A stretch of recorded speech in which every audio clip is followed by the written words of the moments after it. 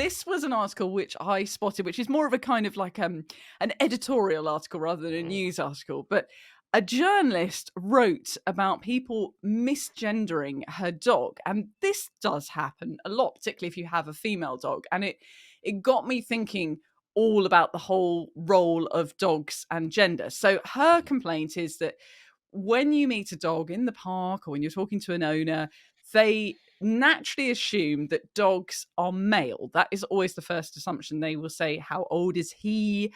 What has happened to his leg in the case of Maple? And with cats, they tend to assume that they're female. So there is a whole bag of worms here because we're deep into the gender debate in the world. But do dogs have a gender? So we wanted to kind of pick that apart on this part of the show and just have a little discussion about dogs and gender. So over to you. Do you think dogs have a gender? Gender. I think this engenders a conversation about what is gender, what is sexuality, what is femininity and masculinity, and I think they're all very convoluted in some minds. In my mind, they're kind of clear, but when it comes to our dogs, it doesn't really matter because I don't think they go Yeah. through life associating one thing versus another. To me, it's really about there are some masculine traits and there are some feminine traits and there's some more androgynous traits, and you can have a little mixture of all sorts of things. And to me, that's the natural order of things. That's what happens naturally. But we have covered on Dog Podcast Network in the past, people who really get into this in a big way and want to make sure that their dogs are macho, and even after they're fixed, they get nudicles, basically fake balls. To I'd never heard of these. Yeah, Is this just an American thing? probably probably only certain parts of America, but yeah. For anyone who doesn't know what they are, can you just explain? I know it's a bit graphic and horror, but Basically fake balls. They're cosmetic testicles that are surgically inserted into the area where the testicle was removed when the dog was fixed. yeah. And it's, as you can imagine, pretty controversial because not every veterinarian agrees to it. Is clearly cosmetic surgery for Mm, dogs, but people mm. do it for no health benefit. Obviously, they only do it for the fact that they want their dog to walk around with with large balls.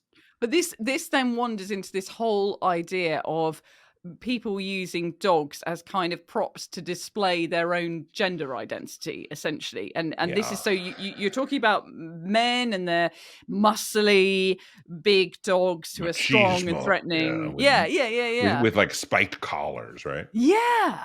And chains and big chains, like industrial sized chains that could haul a car, and that's your leash. Yeah. Yeah, and then of course there's this sort of whole trend for like more and more muscly dogs, and Mhm. breeding more and more, and this is of course a terrible trend because a lot of dogs are suffering as a result of it.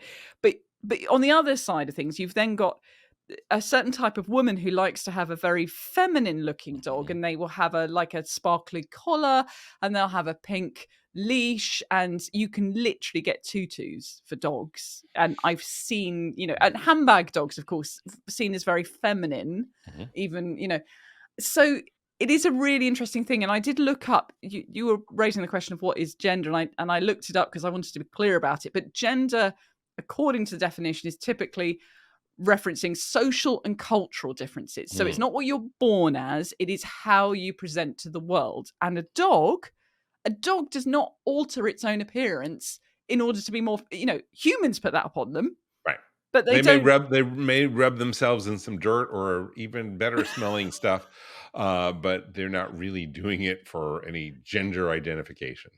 No, they're not thinking, I want to grow my hair longer or work on my beach waves or, Right. walk in a certain way to be more masculine or more feminine. So I really don't think that dogs have gender, and therefore this idea of misgender, of calling them the wrong thing and it being offensive is totally us, isn't it? It's totally the dog owners.